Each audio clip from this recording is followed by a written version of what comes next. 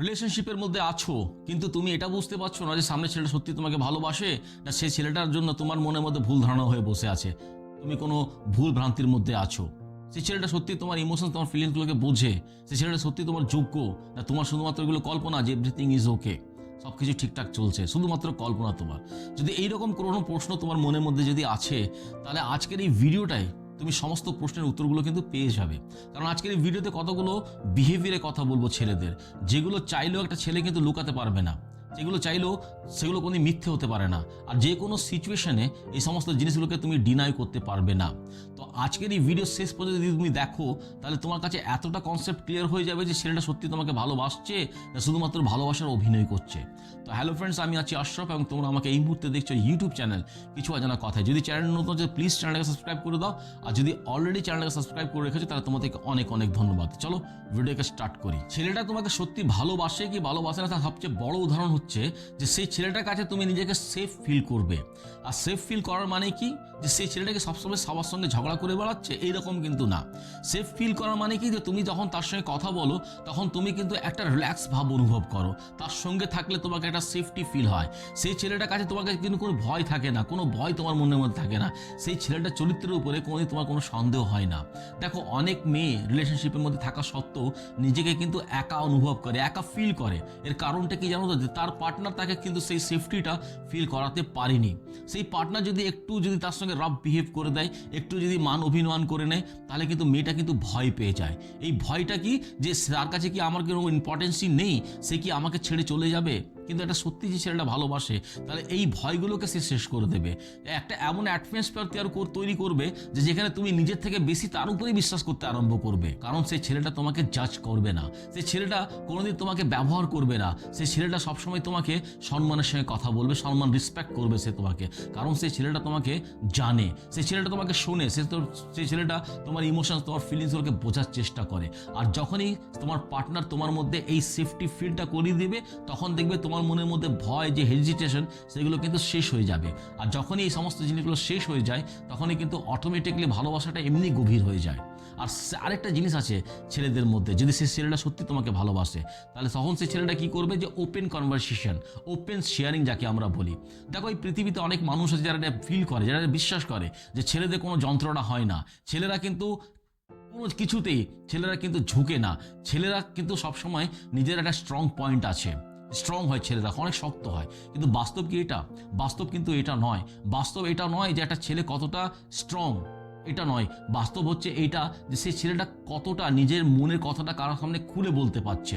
যদি কোনো ছেলে তোমার সামনে এসে যদি নিজের উইকনেসের কথা, নিজের ভয়ের কথা, নিজের পাস্ট পেইন, নিজের ইনসিকিউরিটিগুলোকে যদি ওপেনলি বলতে পারে তাহলে তোমাকে বুঝতে হবে যে সেই ছেলেটা তোমাকে ট্রাস্ট করে, বিশ্বাস করে। আর ট্রাস্ট ছাড়া কিন্তু ওপেন শেয়ারিং কোনোদিন হয় না। ছেলেদের মধ্যে একটা জিনিস আছে কি জানো তো, যে ছেলেরা সবসময় লোককে ইমপ্রেস করতে চায় কিন্তু কনফেস করতে কিন্তু তারা চায় না। আর কনফেস তার সামনেই করে যাকে সে ট্রাস্ট করে, যাকে সে বিশ্বাস করে, যাকে সে সবচেয়ে বেশি ভালোবাসে। কারণ সে জানে যে একে আমি এতটা ভালোবাসি, এতটা বিশ্বাস করি যে আমি যদি নিজের উইকনেসের কথা, নিজের ভয়ের কথা যদি একে বলি তা আমার কিন্তু কোনো ক্ষতি হবে না। কারণ সে সমস্ত জিনিসগুলোকে নিয়ে কোনো মিসইউজ করবে না, এই জন্য সে নিজের মনের কথাটা তোমাকে বলতে পারছে।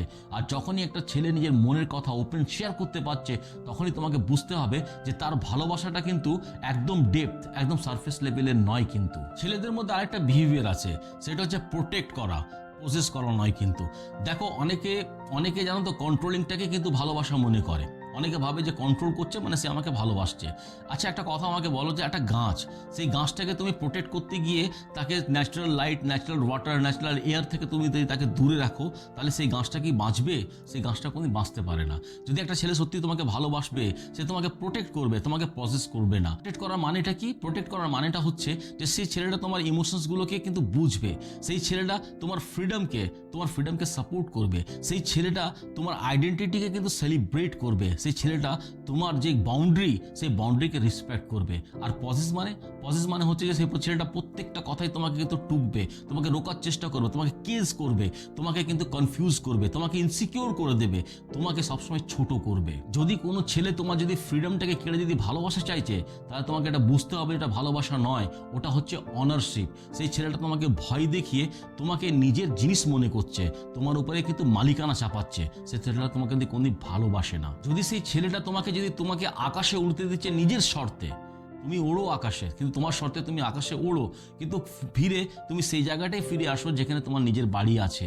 যদি এইরকম মেন্টালিটি থাকে ছেলেটা, তাহলে তোমাকে বুঝতে হবে সেই ছেলেটা কিন্তু তোমাকে সত্যি ভালোবাসে। আর একটা জিনিস আছে ছেলেদের মধ্যে, যেটা তুমি লুকাতে পারবে না, সেটা তুমি কিন্তু ফিল করতে পারবে, সেটা হচ্ছে তোমার হ্যাপিনেস।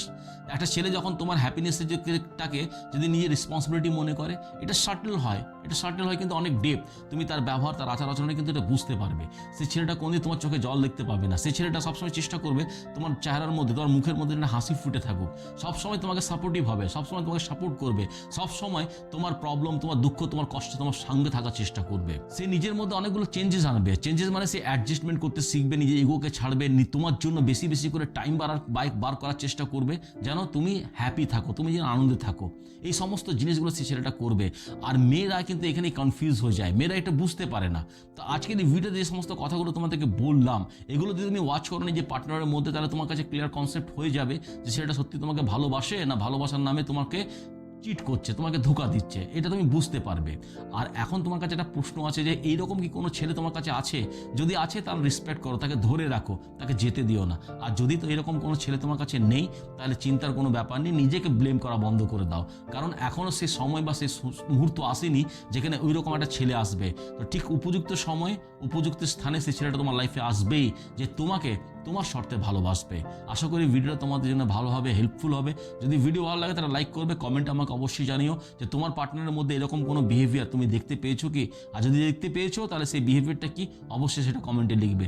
চ্যানেল নতুন আছে তো প্লিজ চ্যানেলটাকে সাবস্ক্রাইব করে দিও। যদি অলরেডি চ্যানেলটাকে সাবস্ক্রাইব করে রেখেছো তাহলে তোমাদেরকে অনেক অনেক ধন্যবাদ। সকলে ভালো থাকো, অনেক আনন্দ থাকো। Thank you very much.